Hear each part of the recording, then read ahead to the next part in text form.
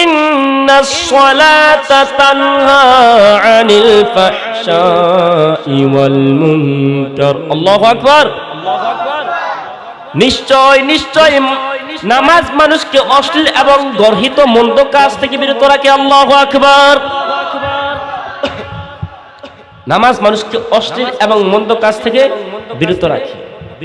এখন আপনি প্রশ্ন করতে পারেন, হুজুর, অনেক মানুষ নামাজ পড়ার পরেও তারা অশ্লীল এবং মন্দ কথা বলে। তারা একদিকে নামাজ পড়ে, একদিকে মসজিদ থেকে নামাজ পড়ে বের হয়, অন্যদিকে তারা গালাগালি শুরু করে দেয়। এরকম মানুষ সমাজে আছে না নাই? অসংখ্য আছে। একদিকে নামাজ পড়ে, এই বের হয়ে শুরু করে।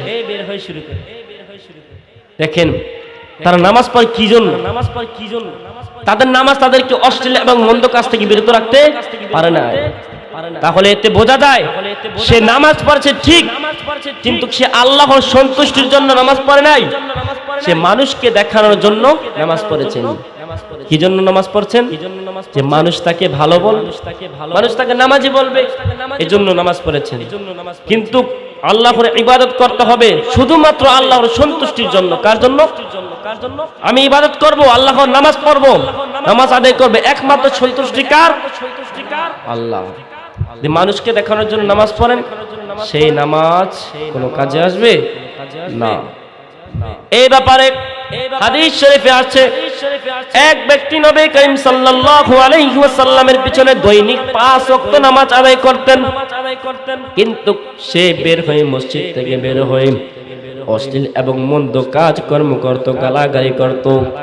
এই ব্যাপারে যখন আমার আপনার নবীকে জানানো হলো, আমার আপনার নবী বললেন, নিশ্চয় তার নামাজ তাকে একদিন না একদিন অশ্লীল এবং মন্দ কাজ থেকে বিরত রাখবে।